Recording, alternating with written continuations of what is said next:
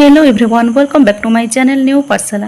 आज आम नवम श्रेणी इंग्लिश बही chapter 1 the priceless gift part 2 पढ़ा। बर्तमान आम पार्ट 2 स्टार्ट करवा। पार्ट 2 स्टार्ट करने पूर्व पार्ट 1 को टिके रिमाइंड करदे। पार्ट 1 रे आम पढ़ी जे मिस्टर गुप्ता मैगी सहित घर को जाऊँच मदर सहित इंट्रोड्यूस करुँच मदर जे मिसेस बेथी सहित इंट्रोड्यूस करुँच मिसेस बेथी जाना पाँच मिस्टर गुप्ता होती जड़े इंडियन भारतीय। बर्तमान आम पार्ट 2 रे कौन होची पढ़ा। What kind of country is India sir asked Mrs Bethy as she resumed her cooking. A beautiful country safe to live in. Are not there too many snakes and tigers? Don't they kill people? This type of question has often been asked. Don't believe that snakes and tigers are killed by the people if they come too close. My son is in the Punjab. He is a soldier. What kind of a place is the Punjab? What kind of country is India, sir? Asked Mrs. Bethy as she resumed her cooking. Mrs. Bethy as she resumed her cooking तांकर रोषेई चालू करने सहित से कौन पचारुछंती AD resumed means कौन resume माने चालू करवा।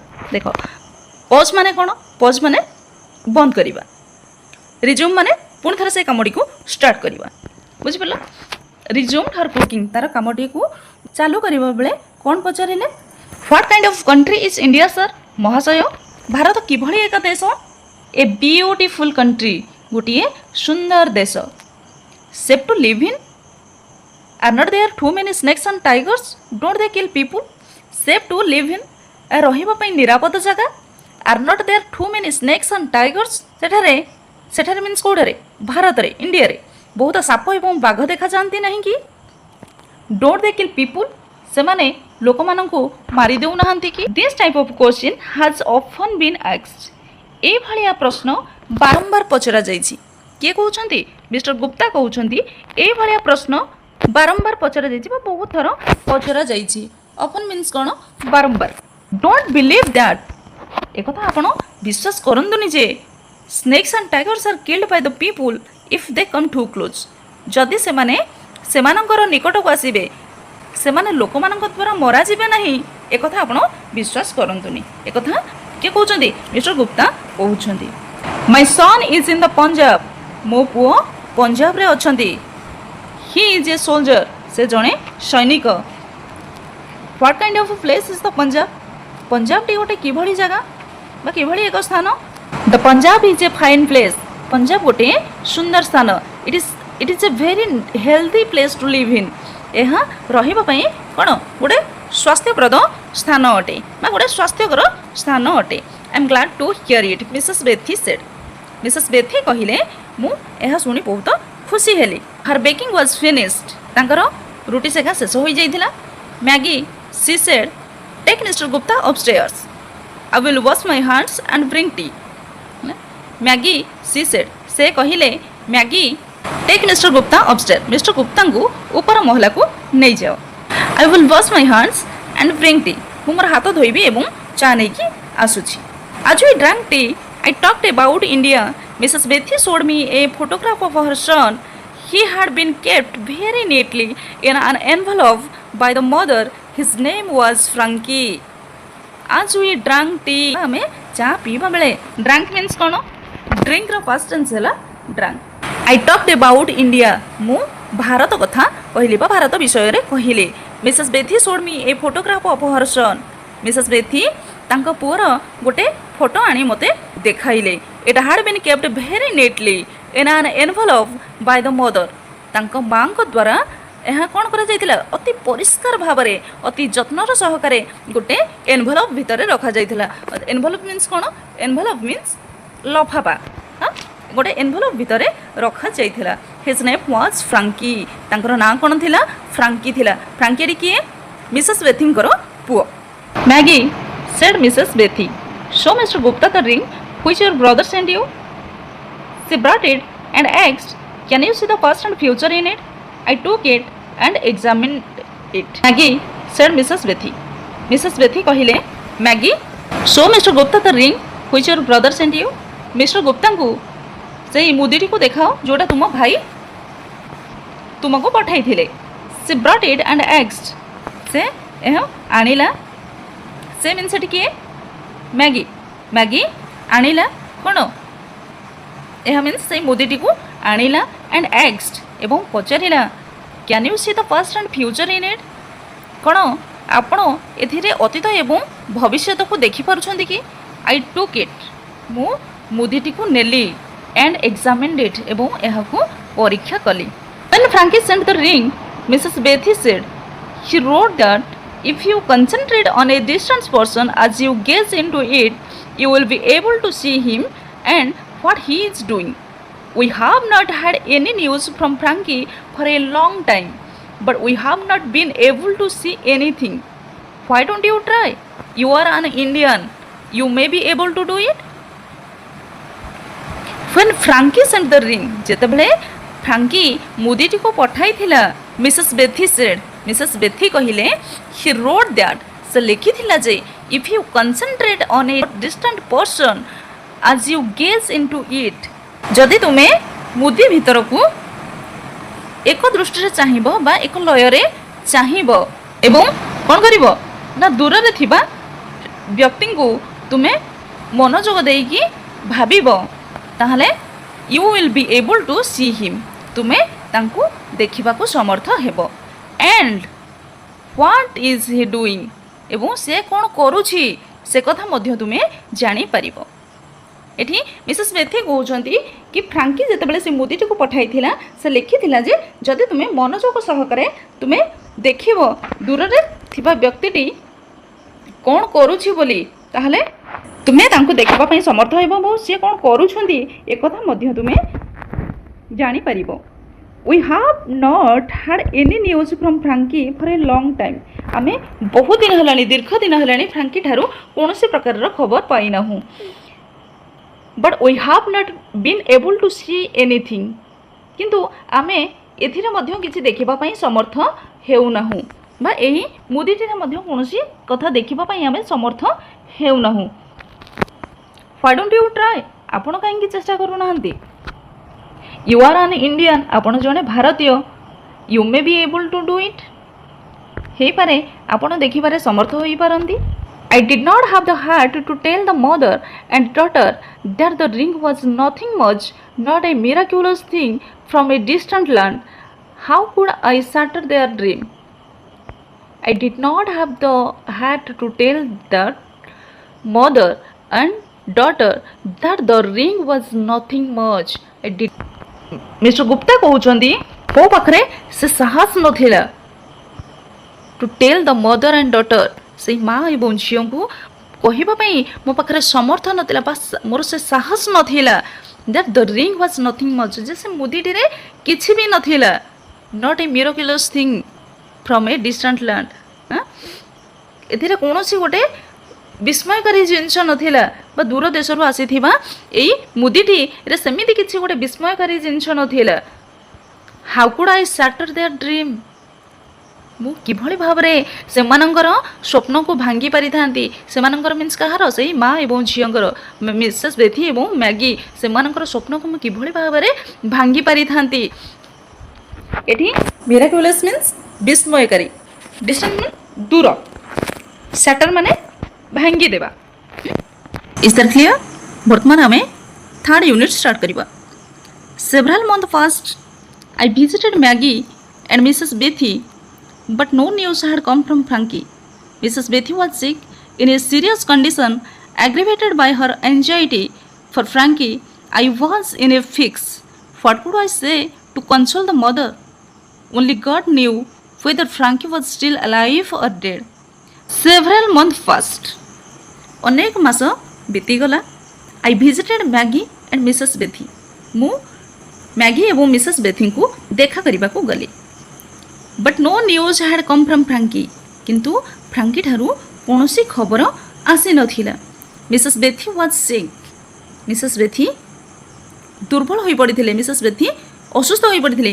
ଇନ୍ ଏ ସିରିୟସ୍ କଣ୍ଡିସନ୍, ଗୋଟେ ଶୋଚନୀୟ ଅବସ୍ଥାରେ, ଆଗ୍ରିଭେଟେଡ୍ ବାଇ ହର୍ ଏନ୍ଜାଇଟି ଫର୍ ଫ୍ରାଙ୍କି, ଫ୍ରାଙ୍କି ପ୍ରତି ଫ୍ରାଙ୍କି ପାଇଁ ତାଙ୍କ ମନରେ ଯେଉଁ ବ୍ୟାକୁଳତା ଥିଲା, ଯେଉଁ ଚିନ୍ତା ଏତେ ପରିମାଣରେ ବଢ଼ିଯାଇଥିଲା ଯେ ସେ କ'ଣ ହୋଇଥିଲେ, ଅତ୍ୟଧିକ ବା ଗୋଟେ ଶୋଚନୀୟ ଅବସ୍ଥାରେ ସେ କ'ଣ ହୋଇଥିଲେ, अत्यंत दुर्बल हो पड़ते असुस्थ हो पड़ते I was in a fix मु कौन विचलित हो पड़ी एठी सीरियस कंडीशन माने कौन सीरियस कंडीशन माने गोटे शोचनीय अवस्था एग्रीवेटेड मीन्स कॉम्प्लिकेटेड अति गोटे गुरुतर अवस्था anxiety for Frankie anxiety means गोटे फोबिया एंजाइटी मीन्स फोबिया माने गोटे भय हाँ तांको प्रति माने तांको मन रे एते मात्रा रे गोटे भय संचार हो जाइतिला माने गोटे एते व्याकुल हो पड़िथिले से कि फ्रांकी भल अछि कि नाही हाँ तो ये सब विषय भाविकी से कौन होते बहुत असुस्थ हो पड़ते I was in a fix means puzzled बा कन्फ्यूज्ड बा विचलित हो पड़ा गोटे किंग कर्तव्य मूढ़ हो what could I say to console the mother what could I say मु कौन कहि परिबी टू कंसोल द मदर से माटी को बा गोटे माँ को सांत्वना देवा को जाई मु कौन कहि परिबी only God knew whether Frankie was still alive और डेड केवल भगवान जानती केवल ईश्वर जानती कि फ्रांकी जीवित ना मृत एटी कंसोल मीन्स कौन कंसोल मीन्स सांत्वना देवा Mr Gupta the girl said my mother has not been ill like this before I have read in books that Indians love the truth if you could bring yourself to tell mother only once after looking into the crystal that Frankie is all right that he is alive, will it be too much of a lie? Will it be very wrong? I thought it over. I am not a very virtuous man, so I decided to do this. The list of my offences. Mr. Gupta, the girl said. झीटी कहला mister Gupta my mother has not been ill like this before. मोर माँ पूर्वर केबे हेले भली असुस्थ नथिले. I have read in books that मु बही गुड़िकर पढ़ी जे Indians love the truth. भारतीय माने सत को भल पाती if you could bring yourself जदि आपण निजे आसी to tell mother only once माँ को थरे मात्र केवल थरे मात्र कहती after looking into the crystal से ही स्फटिकटी को देखिकी क्रिस्टल मीन्स कौन स्फटिक हीरा परी देखा जाउथिबा गोटे पत्थर that Frankie is all right जे फ्रांकी भल अच्छी दैट ही इज अलाइव जे से जीवित अच्छी will it be too much of a lie कौन है गोटे बहुत बड़ मिछ हो कि विल इट बी भेरी रंग कौन है गोटे बहुत बड़ भूल हो कि ये मैगी मिस्टर गुप्ता को कहूँ कि मिस्टर गुप्ता आपण जदि निजे आसी मो माँ को केवल थरे मात्र एक कथा कहती से स्फटिकटी को देखिकी से क्रिस्टाल को देखिकी कि फ्रांकी भल अच्छी एवं से जीवित अच्छी ताहले यही मिछटा कौन गोटे बहुत बड़ मिछ हो कि कौन है गोटे बहुत बड़ भूल हो कि गोटे बहुत बड़ अपराध हो कि एक कथा किए कहूँ मैगी कहूँ मिस्टर गुप्ता को आई थॉट इट ओवर मुझे चिंता कली अर्थात यही कथा उपरे मुझे चिंता कली किए चिंता कले mister Gupta I am not a very virtuous man मु गोटे बहुत बड़ पुण्यात्मा नुहे भर्चुअस मैन माने गोटे पुण्यात्मा मनीष so I decided to do this तेणुक मुझे करने स्थिर कर निष्पत्ति नेली the list of my offenses offenses means अपराध बा भूल मोर जेते सब अपराध अच्छी जेते सब पाप अच्छी तो यह सबुठारु लिस्ट माने कौन कम बा छोट यह सबुठारु कम हेबो बा छोट हेबो Maggie brought me the ring I took it and approached her mother's bedside wishing her a good morning I said Mrs Bethy your son is alive he is well the old man raised her head a little off the pillow tears of happiness welled up in her eyes Mrs. Bethy soon recovered. Maggie brought me the ring. Maggie सेही मुदीटी को आनी मते देला. Bring the first answer brought. I took it. मो यहाँ को नेली. Means एही मुदीटी को नेली. And एबो approached her mothers. Approached means निकट को जीवा. And approached her mothers bedside. तांकर मांकर सज्जा पाख को गली. Wishing her a good morning.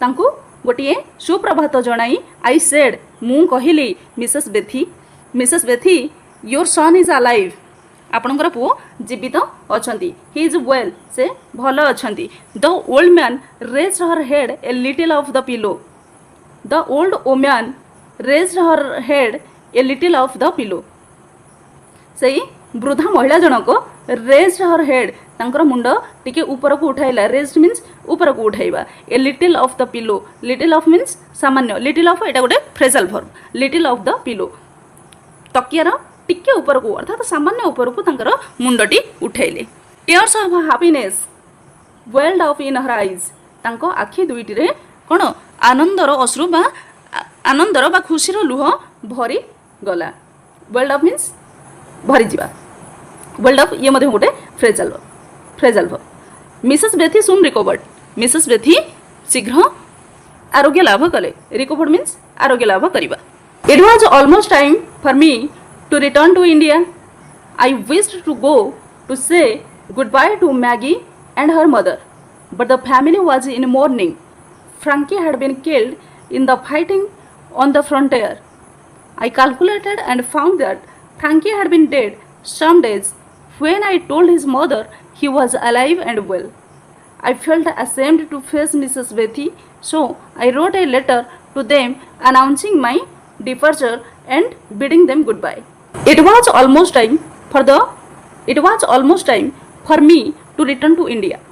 मोर भारत को फेरिबार यह प्राय समय हो जाइतिला it was almost time for me to return to India मोर भारत को फेरिबार समय प्राय पाखई आसुथिला आई विश्ड टू गो मु जीवा पई इच्छा कली टू से गुड बाय विदाय जणाइबा पई काहा को जणाइबा पई to Maggie and her mother Maggie को एवं तांकर मां को अर्थात I wished to go to say good bye to Maggie and her mother Maggie एवं तांकर मां को विदाय जणाइबा पई तांका निकट को जीवा पई तांका पाख को जीवा पई इच्छा कली but the family was in morning किंतु तांकर परिवारटी शोक संतप्त थिला एठी मॉर्निंग मीन्स शोक संतप्त Frankie had been killed in the fighting on the frontier Frankie had been killed in the fighting Frankie युद्ध रे मृत्युवरण करिथिला कोठारे ऑन द फ्रंटियर मीन्स सीमांत रे फ्रैंकी सीमांत रे युद्ध समय रे मृत्युवरण करिथिला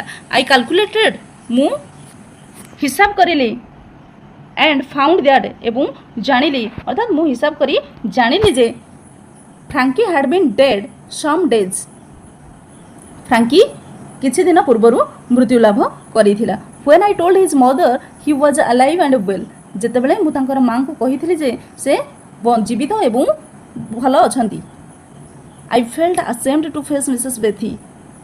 I felt ashamed माने लज्जा बोध करिबा बा लज्जा अनुभव करिबा I felt ashamed मु लज्जा अनुभव कली कोन पई टू फेस मिसेस बेथी को फेस मीन्स मुहा मुही हेबा बा सामना करिबा मिसेस बेथी को सामना करिबा पई मु लज्जा बोध कली बा मु लज्जा अनुभव कली so I wrote a letter to them तेनु करी मु तांको गोटिए चिठी लेखिली राइट र पास्ट टेंस हला wrote announcing my departure and bidding them good bye announcing means घोषणा करिबा माय डिपार्चर माने प्रस्थान बिडिंग देम गुड बाय माने गुड बाय रो बिड गुड बाय बोली भी कहंती माने विदाय जणाइबा पई बिड गुड बाय बोली भी कहंती I wrote a letter to them मु गोटे चिठी सेमानक पाखकू लेखिली अनाउंसिंग माय डिपार्चर कोन पई चिठीटा काहे लेखिली ना मोर प्रस्थान एवं सेमानक विदाय जणाइबार घोषणा करी मु तांको चिठीटिए लेखिली the morning of my last day in London dawned.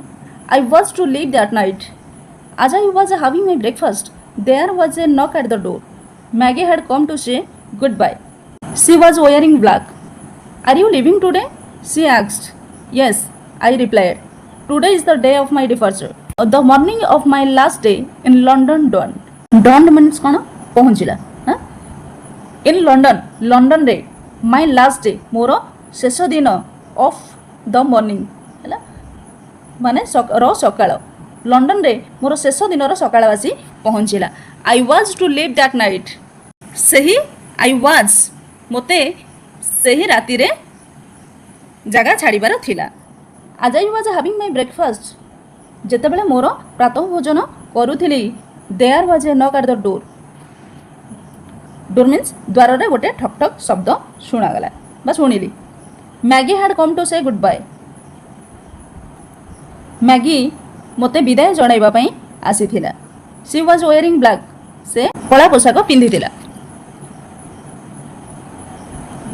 एठी मैगी कला पोशाक काई पिंधिला बोली लिखिसंती राइटर काहेना जेहेतु मैगीर भाई बा फ्रैंकी मृत्युवरण करिछि एवं तांकर परिवारटी शोक संतप्त रे अछंती जेतेबेले तो सेमानकर परिवार रे कोन जेतेबेले केही जण चली जांती सेतेबेले समस्ते तांकर जो फैमिली मेंबर थांती जे रिलेटिव थांती समस्ते ब्लैक रो पोशाक पिंधि थांती।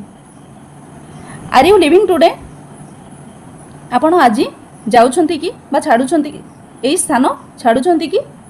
आर यू लिविंग टुडे कोन आपण आज जाउछंती कि सी आस्क्ड से पचारिला। यस आई रिप्लाइड हाँ मु उत्तर देली। Today is the day of my departure आज मोर प्रस्थानर दिन अर्थात मोर भारत को आज जीवार दिन लंडन छाड़ी जीवार दिन। Today is the day of my departure आज मोर प्रस्थान करिवार दिन बा आज मोर लंडन छाड़ीबार दिन। How long will it take to reach your country in which part of the country do you live she wanted to no.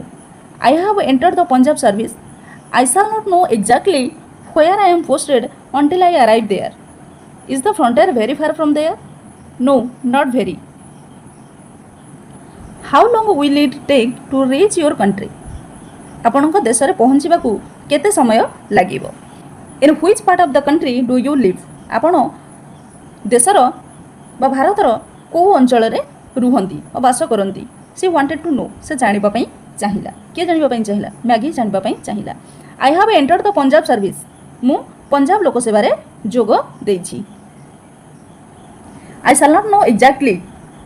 मु सठिक भाव रे जानि परिबिनी where I am posted. मु कोठी कोन posted means अवस्थापित होबा। मु केउठारे अवस्थापित until I arrive there. मु सेठारे न पहुँचवा पर्यंत मु जानि परिबि सठिक भाव रे जानि परिबि नाही कि मोर पोस्टिंग कोठी होइछि। Is the frontier very far from there? Frontier means सीमांत कौन सीमांतटी सेठारु बहुत दूर नो नॉट भेरी ना बहुत दूर नुहे। Frankie is buried near the frontier. The girl's eyes filled with tears as she spoke.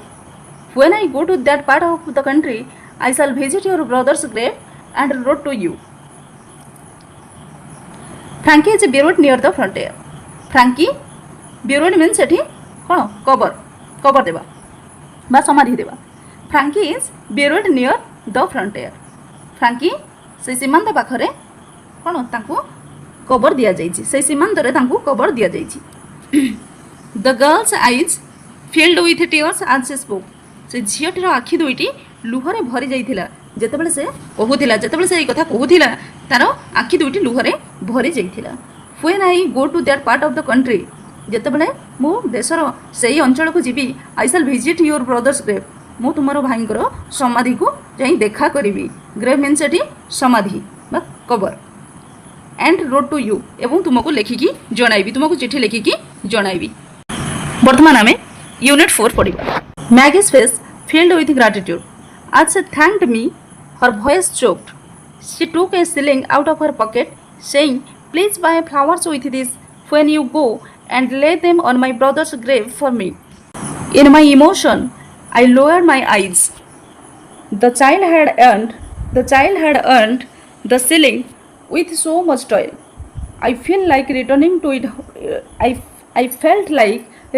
it to her, explaining that in our country flowers grow in great profusion. But I considered why I should deprive her of the joy this sacrifice would give her. She was foregoing so much for love of her brother. The joy of doing it was beyond all price. The great in her heart would be. Maggie's face filled with gratitude. Gratitude means कृतज्ञता। Maggie मुह कृतज्ञतार भरीगला। आज से thanked me her voice choked जेतेबेले से मते धन्यवाद जणाइला तार स्वर बाष्परुद्ध होइगला। चोक्ड मीन्स बाष्परुद्ध होइगला।